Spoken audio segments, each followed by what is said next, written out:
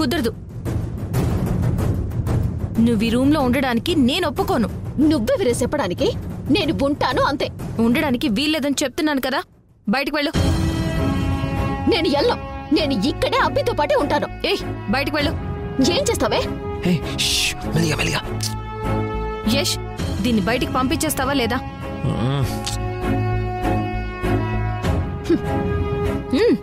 సరే అయితే నువ్వు సంధ్యతోనే ఉండు, నేను బయట పడుకుంటాను. వెళ్ళిపో. సింధు ఆగు. సింధు, నువ్వు ఇప్పుడు బయటికి వెళ్ళిపోతే ఆ హనుమంత్ గారు చూస్తాడు. అయితే సంధ్యను పంపించు. ఏయ్, నేను ఇక్కడే ఈ రూమ్ లోనే ఉంటాను. ఆగు.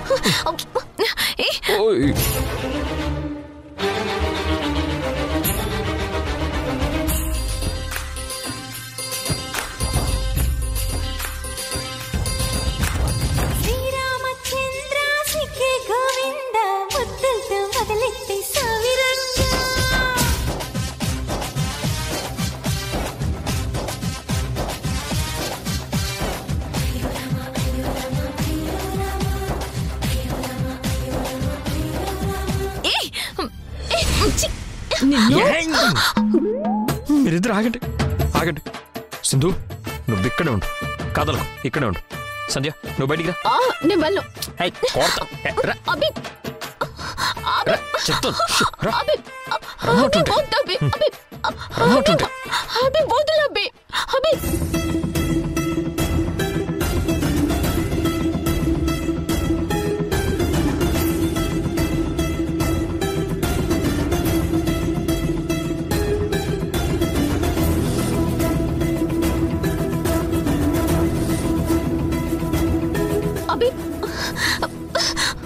సంధ్య, ప్లీజ్ ఒక 2 రోజులు ఓపిక పట్టు. గొడవలేం వద్దు సంధ్య. ఈ విషయం రాఘవయ్య జానకమ్మ గారికి తెలిస్తే పెద్ద ప్రాబ్లం క్రియేట్ అవుతుంది. అర్థం చేసుకో. ఏంటప్పి అర్థం చేసుకునేది? మీరు అదే ఒకే రూమ్ లో కలిసి ఉంటాను అంటే నేను ఒప్పుకోవాలా? నేను అసలు ఒప్పుకోను. నేను చేస్తా ఒప్పుకోను. సంధ్య, మెల్లి.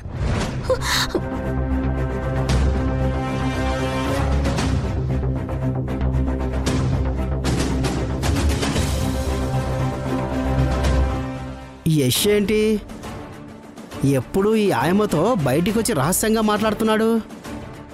వీళ్ళిద్దరి మధ్య ఏదో వ్యవహారం నడుస్తున్నట్టుంది. వెంటనే ఈ విషయం పెద్దమ్మకు చెప్పాలి. ప్లీజ్ ప్లీజ్ సంధ్య, ఒప్పుకో. ఈ ఒక్క హెల్ప్ చేసి పెట్టు నాకు, ప్లీజ్ ప్లీజ్ ప్లీజ్ ప్లీజ్ సంధ్య, ఒప్పుకో. సరే అబ్బి, నేను ఒప్పుకోవాలంటే మీరు ఒక పని చేయాలి. చెప్పు, ఏదైనా చేస్తాను. మీరు మాట తప్పరు కదా?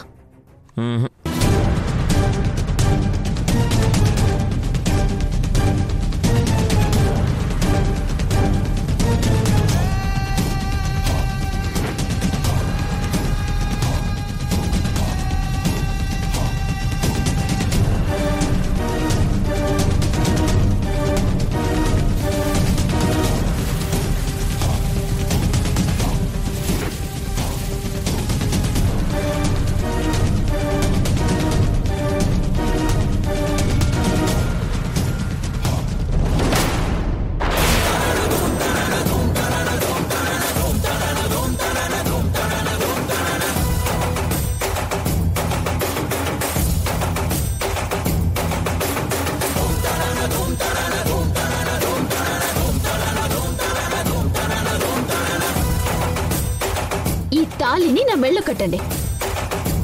తర్వాత మీరు సింధుతో ఉన్న నేను ఏమి అనను, గొడవ కూడా పన్ను. ఏంటి సంధ్య ఇది? దేనికైనా ఒక సమయం సందర్భం అంటూ ఉంటుంది. ఇప్పుడే ఈ క్షణమే తాళి కట్టమంటే ఎలాగా? మొన్న నీసేయమంటావు అబ్బే. దాంతో మీరు కలిసి ఉండటం నాకు నచ్చడం లేదు. మీ మధ్య ఏం జరుగుతుందో అన్న భయం నాకు. సంధ్య, నా మీద నీకు నమ్మకం లేదా? మీ మీద నాకు నమ్మకం ఉందబ్బే, కానీ సింధు మీద నాకు నమ్మకం లేదు. అది మాయలాడి. ఏ క్షణంలోనైనా అది మిమ్మల్ని తన వైపుకు తిప్పుకుంటుంది. నేనేమన్నా చిన్నపిల్లని అనుకుంటున్నావా ఆ సింధు మాయలో పడిపోవడానికి? సంధ్య, నీకు ఫైనల్గా చెప్తున్నాను, నా మీద నీకు నిజంగా నమ్మకం అనేది ఉంటే ఇంకోసారి తాళి కట్టని మాత్రం అనుకో. అబ్బే, నేను మీ మీద ఎన్నో ఆశలు పెంచుకున్నాను. నా ప్రేమ, ఆశలు, నా ప్రాణం అన్ని మీరే. మీరు నాకు ఎక్కడ దూరం అయిపోతారో అన్న భయం అబ్బి నాకు. దానివల్లే నేను ఇలా మాట్లాడుతుంటాను. మిమ్మల్ని వదిలి నేను ఉండలేను, బతకలేను కూడా అబ్బే.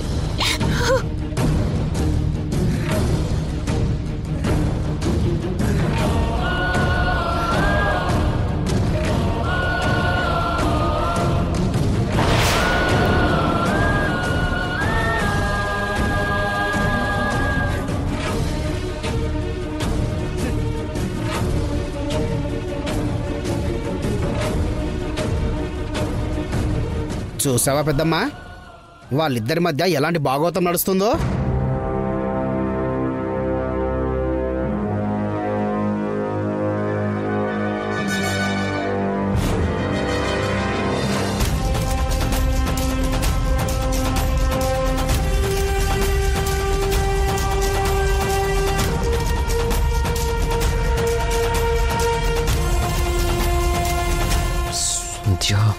జానకమ్మ గారు హనుమంతు చూసేశారు. వాళ్ళు వచ్చేలోపే నువ్వు ఇక్కడి నుంచి వెళ్ళిపో. వెళ్ళు. ఆగో.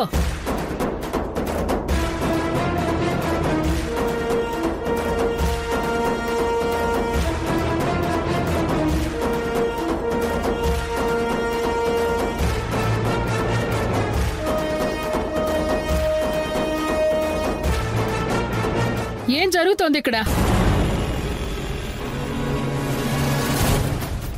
చెప్పాను కదా పెద్దమ్మా, వీళ్ళేదో గూడు పుట్ట నడుపుతున్నారని.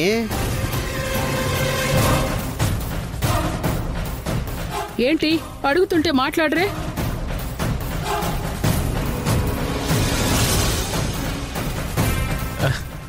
ఏం లేదండి, అంటే తనేదో నాతో మాట్లాడాలని వచ్చింది, మాట్లాడి పంపించేస్తున్నాను అంతే.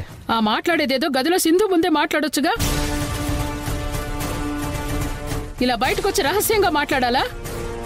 అంటే సింధు ఆఫీస్ పనిలో ఉంది, తనని డిస్టర్బ్ చేయడం ఎందుకని ఇలా బయటకు వచ్చి మాట్లాడుతున్నాం.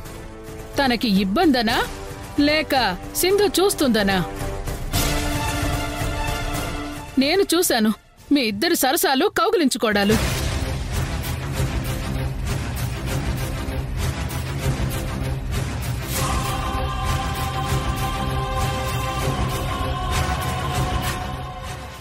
నీ చేతిలో ఆ తాళి ఎందుకుంది?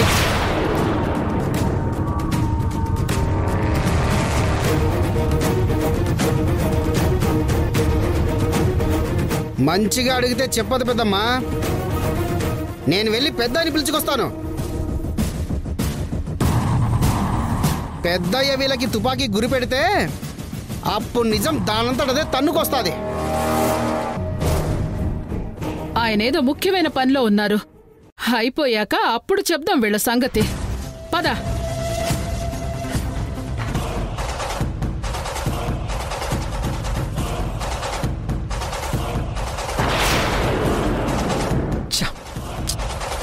అంత నీవల్లే సంధ్య. రేపు మన గురించి పంచాయతీ పెడతారు, శిక్ష మామూలుగా ఉండదు. అప్పటికి సింధు చెప్తూనే ఉంది సంధ్య వల్ల ఇబ్బంది వస్తుంది, తనని పంపించేయమని.